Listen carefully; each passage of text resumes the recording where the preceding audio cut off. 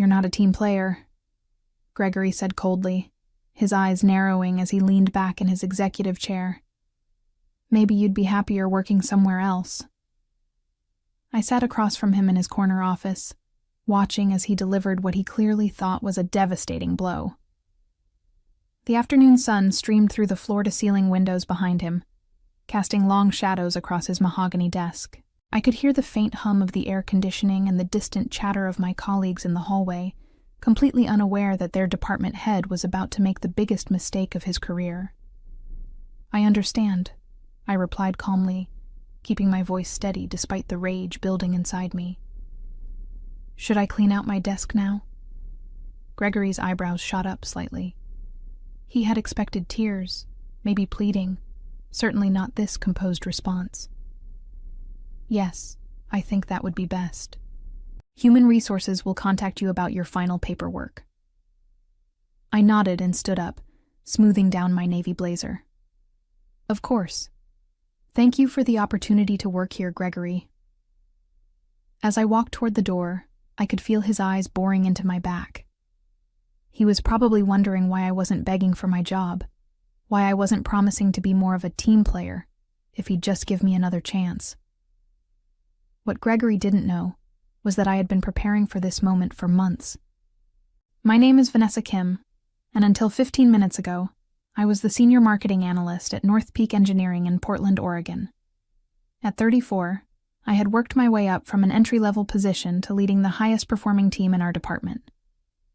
My campaigns had generated over $2 million in new business this year alone, and my team consistently exceeded every quarterly target. None of that mattered to Gregory anymore, though. Not since I had politely declined his third dinner invitation in as many weeks. I walked through the open office space where my team sat, their heads buried in their monitors, completely focused on the product launch campaign we had been working on for months. Jessica looked up from her computer as I passed her desk. "Hey, Vanessa, are we still on for the client presentation tomorrow?" she asked, her bright smile faltering when she saw my expression. "Actually, you'll need to coordinate with Gregory on that," I said softly. "I won't be here tomorrow." The confusion in her eyes was heartbreaking. My team trusted me, relied on me, and now they would be left to deal with the fallout of Gregory's decision. But there was nothing I could do about that now, except ensure that this never happened to anyone else. 6 months earlier, I had been thrilled to join North Peak Engineering. The company had a stellar reputation in the construction industry, designing everything from residential complexes to massive infrastructure projects. As someone who had always been passionate about marketing in the engineering sector, it felt like the perfect fit. Gregory had seemed professional during my interview process. He was 42, married with 2 teenage daughters, and had been with the company for 8 years. He spoke enthusiastically about the department's goals and seemed genuinely impressed with my background in technical marketing. I felt optimistic about working under his leadership. The first few months were everything I had hoped for. My team and I developed a comprehensive digital marketing strategy that increased lead generation by 35%. I implemented new tracking systems that gave us unprecedented insight into our target demographics. Gregory praised my work publicly and even recommended me for a company-wide innovation award. But somewhere around month 4, things began to shift. It started subtly. Gregory would linger by my desk a little too long when discussing projects. He began asking about my weekend plans and commenting on my appearance. "You look nice today, Vanessa," became a regular greeting, always delivered with a smile that made my skin crawl. I tried to brush it off initially. Maybe he was just being friendly. Maybe I was reading too much into innocent comments. I had dealt with overly familiar bosses before, and I knew how to maintain professional boundaries without creating workplace drama. The first dinner invitation came on a Friday afternoon in month 5. Gregory appeared at my desk just as I was packing up for the weekend. "Great work on the Morrison account presentation," he said, perching on the edge of my desk. "How about we celebrate with dinner tonight? I know a great Italian place downtown." I kept my response light, but firm. "That's very kind, but I have plans tonight. Thank you, though." His smile flickered for just a moment, before returning full force. Of course. Maybe another time. I thought that would be the end of it. I was wrong. The invitations became more frequent, always framed as work-related celebrations or team-building opportunities. When I declined, Gregory's demeanor would shift slightly. He became more critical of my work, questioning decisions that he had previously praised. He started scheduling last-minute meetings that ran late, then suggesting we continue the conversation over dinner. My performance reviews remained stellar, but I could sense the change in our dynamic. Gregory was no longer seeing me as a valuable team member. He was seeing me as a challenge to overcome. The professional respect I had worked so hard to earn was evaporating, replaced by something that made me deeply uncomfortable. By month 6, I knew I needed to protect myself. That's when I started recording our conversations. The recording app on my phone became my lifeline. Every interaction with Gregory was documented, time-stamped, and stored securely in the cloud. I told myself I was being paranoid, that I would probably never need the recordings, but my instincts were screaming that something was very wrong with the situation. The breakthrough moment came 3 weeks ago during our quarterly performance review. Gregory had called me into his office to discuss my annual evaluation, which should have been a straightforward conversation about my achievements and goals for the following year. "Your numbers are impressive as always," Gregory said, scrolling through the report on his computer screen. "The team really responds well to your leadership style." "Thank you," I replied, relaxing slightly. Maybe I had been overthinking everything. Maybe we could get back to a normal working relationship. "In fact," Gregory continued, turning to face me with that familiar smile, "I think it's time we discussed your future here. There might be a promotion opportunity coming up in the next quarter." My heart skipped with excitement. A promotion would mean more responsibility, better pay, and validation of all the hard work I had put into building my career. That sounds wonderful. What would the role entail? Gregory leaned forward, his elbows on his desk. "Well, that depends on how committed you are to being part of the leadership team. It requires a lot of collaboration, relationship building, sometimes working closely together outside of normal office hours." The way he emphasized "closely together" sent a chill down my spine. I kept my expression neutral, but inside, alarm bells were ringing. "Of course," I said carefully, "I'm always willing to put in extra effort for important projects." "Excellent." Gregory's smile widened. "Why don't we start with dinner this Friday? We can discuss the details of the position, maybe talk about your long-term career goals." "I'm thinking somewhere nice. Maybe that French restaurant on Northwest 23rd Avenue. There it was, the quid pro quo that I had been dreading. A promotion dangled like a carrot, contingent on my willingness to blur the lines between professional and personal relationships. "I appreciate the consideration," I said, my voice steady despite my racing heart. "But I prefer to keep business discussions in the office. Perhaps we could schedule a meeting next week to go over the details." Gregory's expression darkened almost imperceptibly. "Vanessa, successful people in this industry understand that relationships matter. Networking, building trust, showing that you're committed to the team. These things don't happen in conference rooms." "I understand," I replied, "but I'm not comfortable with dinner meetings. I hope you can respect that boundary." The silence stretched between us for what felt like an eternity. Gregory's jaw tightened, and when he finally spoke, his voice had lost all warmth. "I see. Well, I suppose we'll have to reassess your fit for leadership roles here." That was the moment I knew my job was in jeopardy. The retaliation began almost immediately. Gregory started excluding me from high-level meetings that I had always attended. Important emails that should have been copied to me mysteriously went to other team members instead. Projects that had been mine for months were suddenly reassigned without explanation. My team noticed the changes, though they didn't understand the cause. Jessica approached me one afternoon, her brow furrowed with concern. "Vanessa, is everything okay? Gregory said he's taking over the Henderson Industries presentation next week. I thought that was your project." I forced a smile, not wanting to drag my team into the toxic situation. Just some reshuffling of responsibilities, nothing to worry about. But privately, I was documenting everything.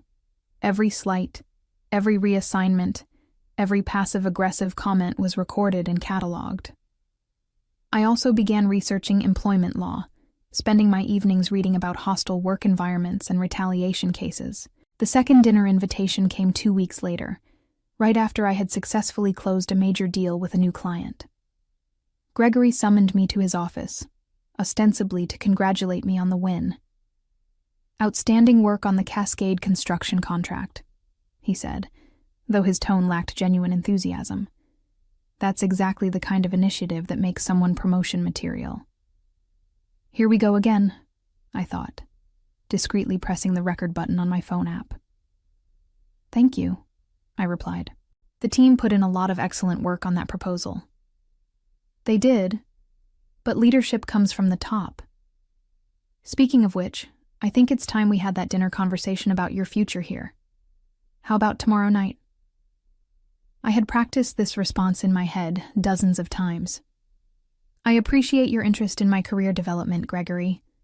But as I mentioned before, I prefer to keep business discussions in the office. Perhaps we could schedule a formal meeting with human resources present to discuss advancement opportunities." The suggestion of involving human resources was deliberate.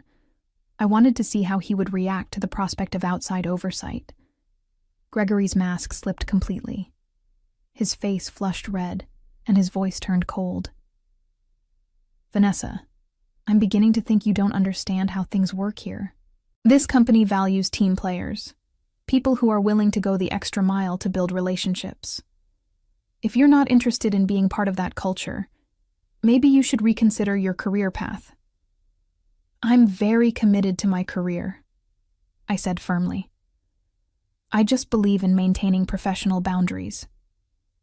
"Professional boundaries," Gregory repeated, his tone mocking. "That's an interesting way to describe being uncooperative." The conversation ended there, but I could see the wheels turning in Gregory's head. He was done with subtlety. The gloves were about to come off. Over the next week, my work environment became increasingly hostile. Gregory began micromanaging every aspect of my job, demanding detailed reports on tasks that had never required oversight before. He criticized presentations that had previously earned praise, finding fault with formatting and word choices that he had approved just days earlier. The most damaging incident occurred during a client meeting with Portland Metro Development. I had spent weeks preparing a comprehensive marketing strategy for their upcoming housing project, but when we sat down with their executive team, Gregory undermined me at every turn. "What Vanessa is proposing is certainly creative," he said, with a patronizing smile. "But I think we need to take a more conservative approach. Let me walk you through some alternative strategies." He proceeded to present a watered-down version of my original proposal, taking credit for the research and insights I had developed. The clients looked confused by the mixed messaging, and I could see our credibility slipping away in real time. After the meeting, I confronted Gregory privately. What just happened in there was unprofessional and damaging to our client relationship. Gregory's response was ice cold. What happened in there was leadership. Maybe if you spent less time worrying about boundaries and more time being a team player, you'd understand the difference. That night, I called my attorney. Margaret Chen? No, I caught myself before thinking her name. My attorney's name was Margaret Thompson, and she specialized in employment law. I had found her through a referral from a former colleague who had dealt with a similar situation at her previous job. When I called her office, her secretary scheduled an appointment for the following day. Margaret's office was in downtown Portland, occupying the 15th floor of a sleek glass building. She was a woman in her 50s with sharp eyes and an air of competence that immediately put me at ease. After I explained my situation and played several of the most damning recordings, she leaned back in her chair and nodded grimly. You've done exactly the right thing by documenting everything, she said. These recordings clearly establish a pattern of harassment and retaliation. The fact that he's tying your job security to personal dinner invitations is textbook quid pro quo harassment. What are my options? I asked, feeling a mixture of relief and apprehension. We have several paths forward, Margaret explained. You could file a complaint with the Equal Employment Opportunity Commission, pursue internal resolution through your company's Human Resources Department, or prepare for potential litigation if the situation escalates further. What would you recommend? Margaret considered this carefully. Given that your supervisor has already begun retaliating against you professionally, I suspect this situation will continue to deteriorate. I'd recommend preparing for all possibilities while trying to protect your current position as long as possible. She was right, of course. When I returned to work the next day, the tension was palpable. Gregory barely acknowledged my presence during our morning department meeting, and when he did address me directly, his tone was dismissive and cold. The third dinner invitation came exactly 1 week later, and it would prove to be the final straw. I was working late, trying to catch up on projects that Gregory had unnecessarily complicated with his new micromanagement requirements. The office was nearly empty, with just a few dedicated employees scattered throughout the floor. When Gregory appeared at my desk at 7 p.m., I knew immediately what was coming. "Still here, Vanessa? That's dedication," he said, though his tone suggested he found my work ethic more annoying than admirable. "Just finishing up the quarterly reports," I replied, not looking up from my computer screen. "You know, this reminds me, we still haven't had that dinner conversation about your future here. Third time's the charm, right? How about we head out now and grab something at that steakhouse on Burnside?" This time I looked up and met his gaze directly. "Gregory, I've made it clear that I'm not interested in dinner meetings. I'd prefer to discuss my career development through official channels."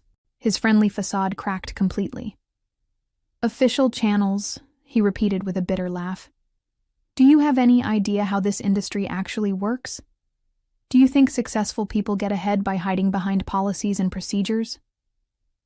I think successful people get ahead through competence and hard work," I replied calmly, though my heart was racing. Gregory leaned down, placing his hands on my desk and bringing his face uncomfortably close to mine. "Let me be very clear, Vanessa. Your attitude problem is affecting your team's morale and this department's productivity. If you can't adjust your approach to collaboration, you might find that your skills aren't as valuable here as you think they are." The threat was unmistakable, and I had it all on recording. "I understand," I said quietly. But what Gregory didn't understand was that he had just handed me everything I needed to destroy him. The final confrontation happened on a Friday afternoon, exactly 3 weeks after my meeting with Margaret Thompson. I had spent those weeks meticulously documenting every interaction, every slight, every professional setback that could be traced back to my refusal to have dinner with Gregory. My team's morale was suffering under his increasingly erratic management style. He had begun questioning their work as well, apparently trying to build a case that my leadership was somehow infecting the entire department with attitude problems. Jessica had confided in me that she was considering looking for another job, and 2 other team members had expressed similar concerns. The breaking point came when Gregory announced that he was reassigning the Morrison Industries account, my biggest client and most successful ongoing project, to a junior analyst who had been with the company for less than 6 months. "I think Kevin could benefit from the exposure to high-level client management," Gregory announced during our team meeting, as if this decision made perfect sense. The room fell silent. Everyone knew that the Morrison account was complex and required deep knowledge of their industry and specific needs. Reassigning it to Kevin wasn't just arbitrary. It was potentially damaging to the client relationship and the company's reputation. After the meeting, I requested a private conversation with Gregory. We went to his office and I closed the door behind us, making sure my phone was recording. "Gregory, I need to understand the reasoning behind reassigning the Morrison account," I began. "That client relationship has taken months to develop, and they specifically requested to continue working with me." Gregory didn't even pretend to have a legitimate business justification. Vanessa, I've been very patient with your attitude, but I'm starting to question whether you're really committed to being part of this team.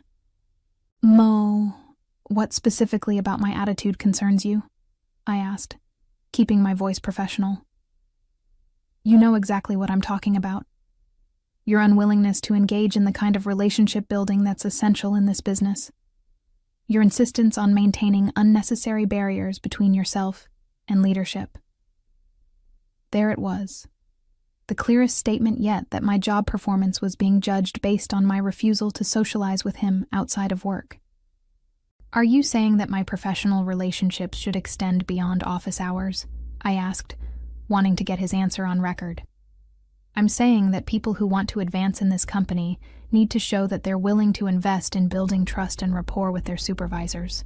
If you can't do that, then maybe this isn't the right environment for you. The ultimatum was finally out in the open. Submit to his inappropriate advances disguised as networking, or face continued retaliation that would eventually force me out. I see, I said calmly.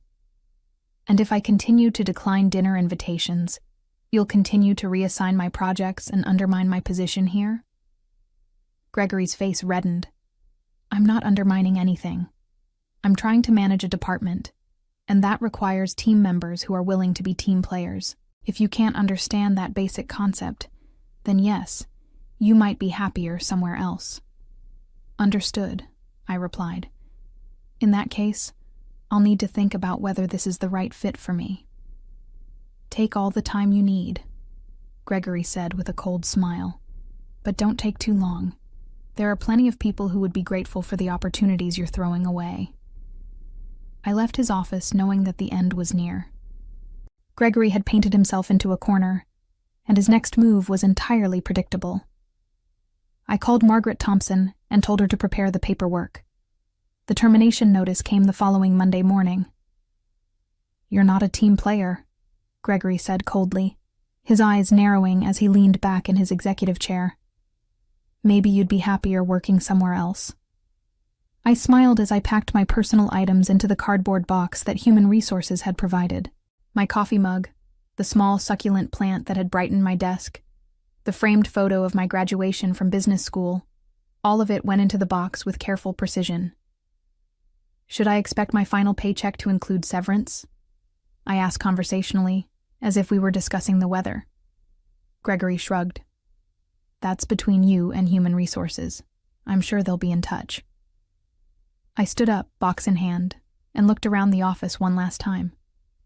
My team was watching from their desks, confusion and concern written across their faces. Jessica looked like she might cry. Well, it's been educational, I said to Gregory, extending my hand for a final handshake. He hesitated for a moment before accepting it, probably wondering why I wasn't more upset. Good luck, Vanessa. Thank you, I replied. I have a feeling I won't need it. As I walked through the office toward the elevator, I pulled out my phone and sent a single text message to Margaret Thompson. It's done. He terminated me today at 2:30 p.m., exactly as we predicted. Her response came back immediately. Perfect. I'll file the complaint first thing Monday morning. Are you ready for this? I stepped into the elevator and pressed the button for the ground floor. More than ready.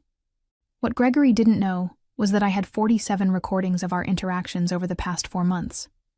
What he didn't know was that I had documented every instance of retaliation, every professional slight, every inappropriate comment. What he didn't know was that Margaret Thompson had already prepared a comprehensive complaint that would be filed with the Equal Employment Opportunity Commission and the Oregon Bureau of Labor and Industries simultaneously. Most importantly, what Gregory didn't know was that I had spent the past month quietly building relationships with former employees who had left the company under mysterious circumstances. The elevator doors opened, and I walked out into the Portland afternoon with a sense of anticipation that I hadn't felt in months. Monday morning arrived with a fury that Gregory never saw coming. I was sitting in a coffee shop downtown when my phone started buzzing with calls from unknown numbers. The first few went to voicemail, but by the 5th call, I decided to answer. Vanessa, this is Todd Williams from Human Resources at North Peak. We need to schedule a meeting with you as soon as possible to discuss your departure from the company. I took a sip of my latte and smiled. I'm afraid I'm not available for meetings this week. My attorney has advised me to direct all communications through her office. The silence on the other end of the line was telling. Your attorney? Margaret Thompson at Thompson & Associates. I believe you'll be hearing from her shortly if you haven't already. I hung up and checked my email. Margaret had sent me a copy of the formal complaint she had filed that morning. 37 pages of detailed allegations, supported by time-stamped recordings and documentation that painted a clear picture of sexual harassment and retaliation. The complaint had also been forwarded to local employment rights organizations and legal advocacy groups. By noon, 3 different reporters had reached out requesting interviews about workplace harassment in the engineering industry. My phone buzzed with a text from an unknown number. This is Kevin from your old team. Gregory called an emergency meeting this morning and canceled all client meetings for the week. What's going on? I didn't respond, but I smiled knowing that the chaos was just beginning. By Tuesday, the story had been picked up by the Portland Business Journal. By Wednesday, it was trending on social media under the hashtag #NorthPeak harassment. Gregory had made one fatal error in his calculations. He assumed I would disappear quietly. He was about to learn exactly how wrong he had been. Margaret called me Thursday afternoon with an update that made my day complete. Vanessa, I just got off the phone with NorthPeak's legal team. They want to discuss a settlement. The tables had finally turned. As I reflected on the journey from victim to victor, I realized that sometimes the best revenge isn't loud or dramatic.